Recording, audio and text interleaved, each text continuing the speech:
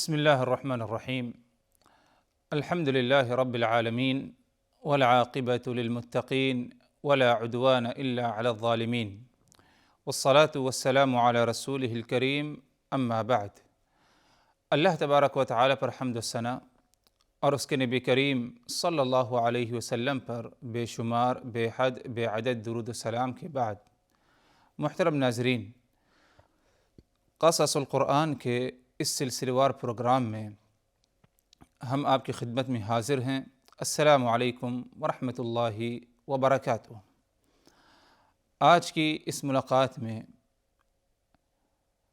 ہمارا موضوع جس پر گفتگو ہوگی وہ یہ کہ قرآن مجید میں اللہ تبارک و تعالی نے دل کے جو اقسام بیان کیے ہیں وہ کتنی قسمیں ہیں، اور دل سے متعلق جو صفات اور جو باتیں ذکر کی ہیں ان کی کیا ہے وضاحت انشاءاللہ آج کی نشست میں اور اگلی کچھ نشستوں میں کیا جائے گا۔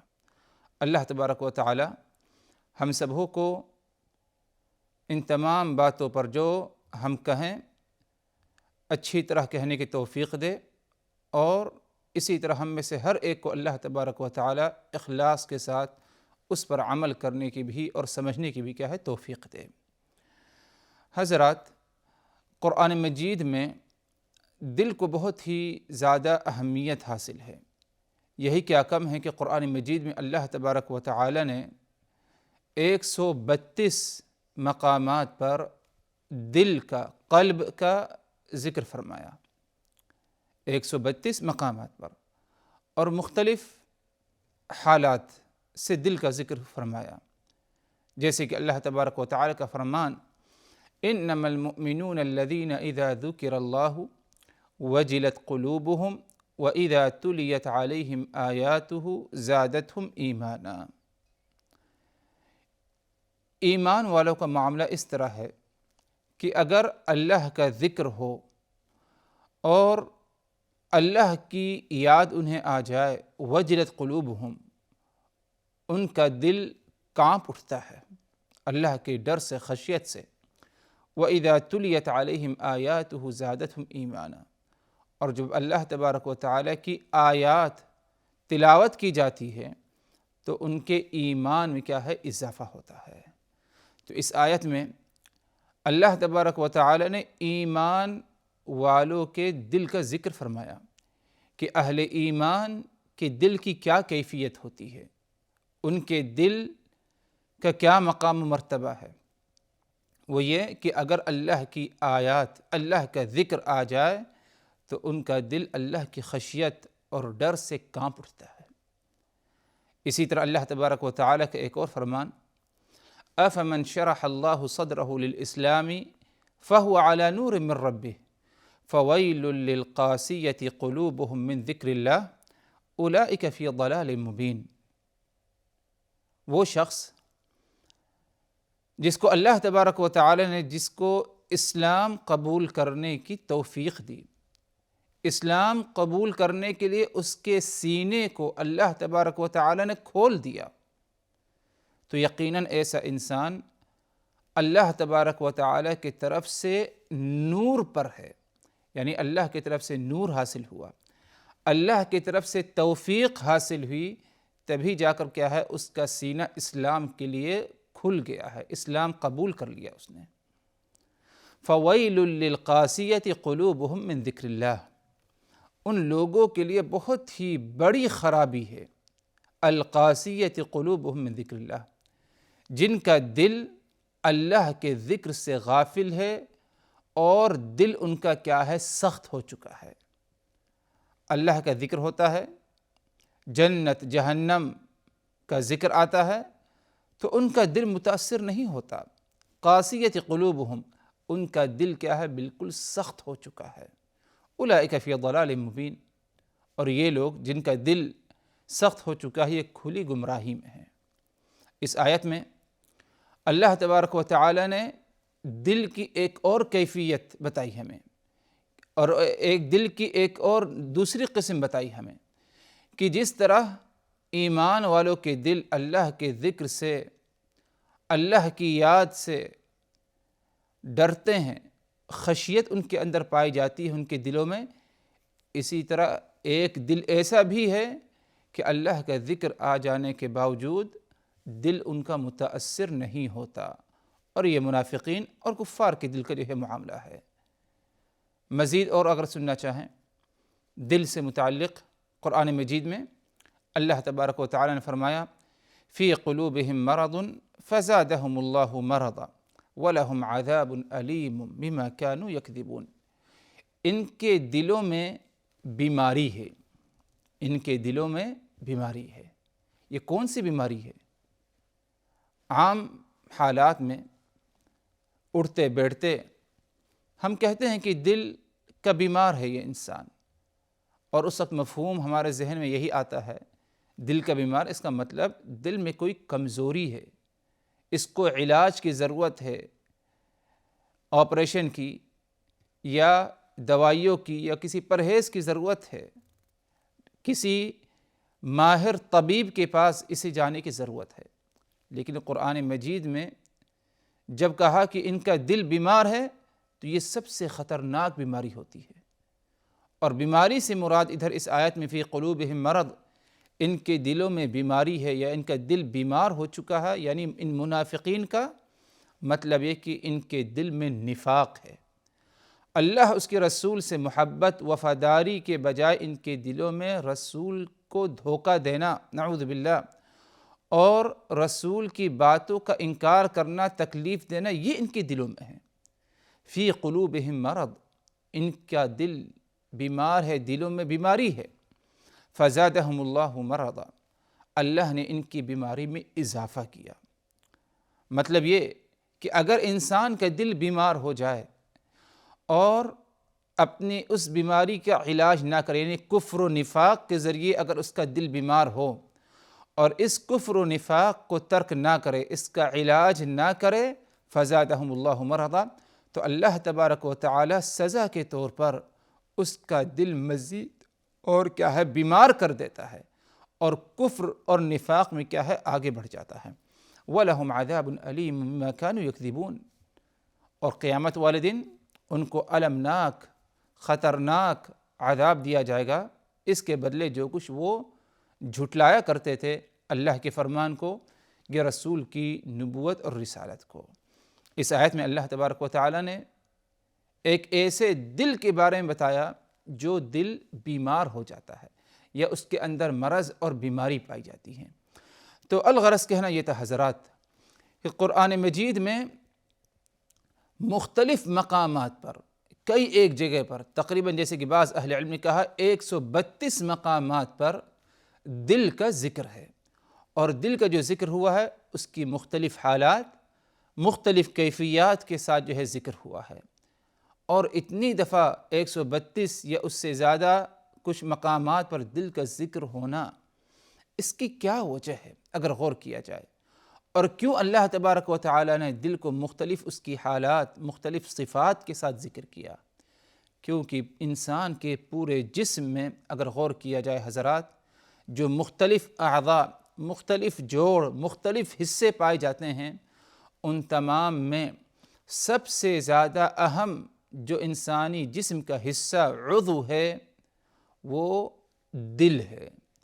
دل انسان کے جسم کا ایک حصہ، جس طرح ہاتھ، پاؤں، ناک، گردہ، یہ دوسری چیزیں بہت کچھ انسان کے جسم کے اندر پائی جاتی ہیں، یہ سب دل انسانی جسم کے ایک حصہ ہیں، اور ہر حصہ انسان جسم کا، ہر عضو اپنی جگہ پر ایک اہمیت رکھتا ہے اور جسم کے لیے ضروری ہے۔ ان تمام اعضاء میں اور جسم کے ان تمام حصوں میں سب سے اہم دل ہے، کیونکہ یہی دل ہے جس کے اندر اللہ تبارک و تعالی نے اگر چاہا تو ایمان ڈال دے گا، یا ایمان حاصل کرنے کے لیے اللہ تبارک و تعالی توفیق دے گا۔ اسی دل کے ذریعے انسان اچھائی اور برائی میں کیا ہے تمیز کرتا ہے، یعنی نیت کا جو دار و مدار ہے، جیسے کہ ہمیں معلوم ہے کہ کوئی عمل اللہ تبارک و تعالی کے نزدیک قابل قبول نہیں جب تک کہ نیت صحیح نہ ہو۔ تو نیت کہاں پر ہوتی ہے؟ نیت جو ہے انسان کے دل میں ہوتی ہے۔ تو گویا کہ انسان کی سعادت اور کامیابی اسے جو حاصل ہوگی وہ اس کے دل کے ذریعے ہوگی۔ اگر دل صحیح ہے اسے کامیابی حاصل ہوگی، اور اگر دل بگڑ چکا ہے، خراب ہو چکا ہے، تو اسے کیا ہے؟ خسارہ اور نقصان کا سامنا کرنا ہوگا۔ اسی لیے اللہ تبارک و تعالی نے قرآن مجید میں فرمایا یوم لا ينفع مال ولا بنون الا من اتى اللہ بقلب سلیم۔ اس دن نہ مال اور نہ ہی اولاد کام آئے گی، کچھ کام نہیں آئے گا، الا من اتى اللہ بقلب سلیم، مگر صرف وہ شخص جو قلب سلیم لے کر کے حاضر ہوگا وہی کیا ہے؟ کامیاب ہوگا۔ مطلب قیامت والے دن انسان اگر کامیابی چاہتا ہے تو اس دن انسان کو اپنے مال کے ذریعے یا اپنی اولاد کے ذریعے کوئی کامیابی حاصل نہیں ہوگی۔ اگر کامیابی حاصل ہوگی کسی انسان کو تو قلب سلیم کے ذریعے۔ من اتی اللہ بقلب سلیم، جو اللہ کے سامنے قیامت والے دن حاضر ہوا ہے قلب سلیم لے کر کے حاضر ہوا ہے۔ قلب یعنی دل سلیم، صحیح سالم دل۔ کس چیز سے صحیح سالم؟ دل میں کسی قسم کی کوئی بیماری نہیں پائی گئی۔ شرک اکبر جو سب سے خطرناک گناہ اور سب سے خطرناک بیماری ہے دل کے لیے، اس سے کیا ہے؟ دل پاک ہونا چاہیے۔ اسی طرح کفر و نفاق سے پاک ہو۔ اسی طرح دل کے جو دوسرے دیگر امراض ہیں، حسد کرنا، کسی کے بارے میں برا سوچنا، اسی طرح جو ہے دل میں جو ہے بغض اور نفرت کسی کے بارے میں رکھنا، اور دیگر دوسرے امراض، ان تمام چیزوں سے جب دل صاف ہوگا تو اسے کیا ہے؟ قلب سلیم کہا جاتا ہے۔ اور جو قلب سلیم لے کر کے حاضر ہوگا قیامت والے دن، اللہ تبارک و تعالی اسی کو کیا ہے؟ کامیابی سے نوازے گا۔ تو اللہ تبارک و تعالی ہم سبھوں کو قلب سلیم سے کیا ہے؟ نوازے۔ مزید اللہ تبارک و تعالی نے فرمایا من خشی الرحمن بالغیب وجاء بقلب منیب ادخلوها بسلام ذلک یوم الخلود۔ روز قیامت اسی کو کامیابی حاصل، من خشی الرحمن بالغیب، جو اللہ سے ڈرتا رہا، خشیت پائی گئی، وجاء بقلب منیب، اور اللہ کے سامنے حاضر ہوا ہے قیامت والے دن قلب منیب لے کر حاضر ہوا ہے۔ قلب منیب ایسا دل جس میں جھکاؤ پایا گیا ہو، ایسا دل جو ہمیشہ اللہ کی ذات کی طرف لوٹتا رہا ہو، توبہ استغفار کے لیے، ایسا دل ہونا چاہیے۔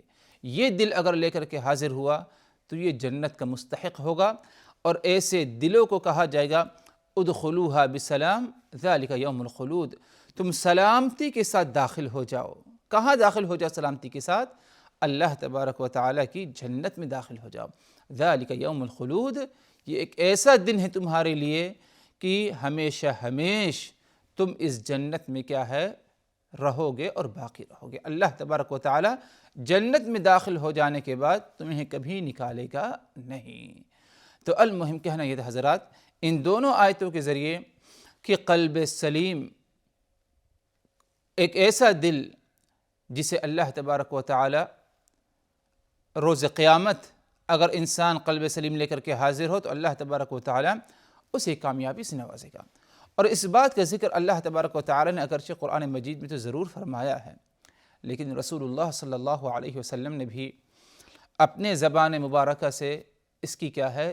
تاکید کی ہے اور ہمیں آگاہ کیا، اور فرمایا ان اللہ لا ينظر الى صورکم ولكن ينظر الى قلوبکم واعمالکم۔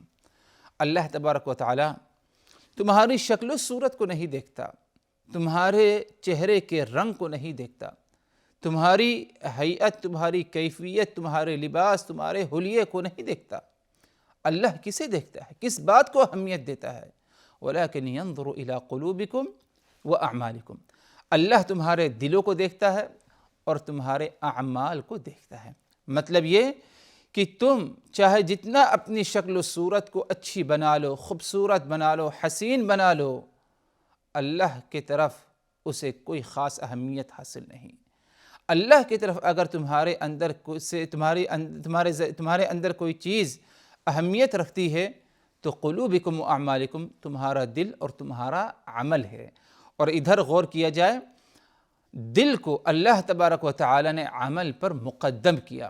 مطلب یہ کہ اگر دل صحیح ہے، دل قلب سلیم ہے، اور اس کے بعد عمل بھی صحیح ہوگا، اللہ تبارک و تعالی کے نزدیک یہ بہت اہمیت رکھتا ہے، ورنہ شکل و صورت کو کوئی خاص اہمیت اللہ کے سامنے حاصل نہیں ہے۔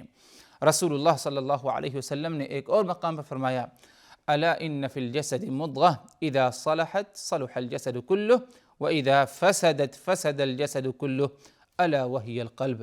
اے لوگو یاد رکھو، انسان کے جسم میں ایک ٹکڑا ہے گوشت کا، اذا صلحت صلح الجسد کلہ، اگر وہ سدھر جائے، اس کی اصلاح ہو جائے تو پورے جسم کا اصلاح ہو جائے، پورے بدن کا اصلاح ہو جاتی ہے، پورا انسان کا جسم سدھر جاتا ہے، صراط مستقیم پر آ جاتا ہے۔ وَإِذَا فَسَدَتْ فَسَدَ الْجَسَدُ كُلُّهُ، اور اگر یہ گوشت کا ایک ٹکڑا فاسد ہو جائے، خراب ہو جائے، بگڑ جائے تو انسان کا پورا جسم فاسد ہو جاتا ہے، خراب ہو جاتا ہے، بگڑ جاتا ہے۔ آپ نے فرمایا الا وہی القلب، یہ گوشت کا ایک ٹکڑا جس کی اصلاح سے انسانی جسم کی مکمل اصلاح ہے، اور جس کے بگاڑ سے انسان کے جسم کا مکمل بگاڑ ہے، الا وہی القلب، یہ گوشت کا ایک ٹکڑا انسان کے جسم میں دل ہے۔ دل گوشت کا ایک ٹکڑا ہے، اگر یہ صحیح ہو جائے، اس کی اصلاح ہو جائے تو اللہ تبارک و تعالی اس کی برکت سے انسان کے مکمل جسم کی اصلاح کر دیتا ہے۔ لیکن جہاں تک معاملہ اس کے برعکس کا ہے کہ اگر دل بگڑ جائے، خراب ہو جائے تو اس کے بدلے میں کیا ہے، انسان کا پورا جسم خراب ہو جاتا ہے اور بگڑ جاتا ہے۔ اللہ تبارک و تعالی ہم سبھوں کو اپنے اپنے دلوں کی اصلاح کی کیا ہے، توفیق دے۔ المہم حضرات، مزید اور باتیں دل سے متعلق قرآنی آیات کی روشنی میں اگلی نشست میں مزید اور کچھ باتیں آپ حضرات کے سامنے رکھی جائیں گی۔ آج ہم اسی پر اکتفا کرتے ہیں۔ اقول قولی ھذا واستغفر اللہ لی من کل ذنب واتوب الیہ، والسلام علیکم ورحمۃ اللہ وبرکاتہ۔ لقد كان في قصصهم عبرة لأولي الألباب ما كان حديثا يفترى ولكن تصديق الذي بين يديه وتفصيل كل شيء وهدى ورحمة لقوم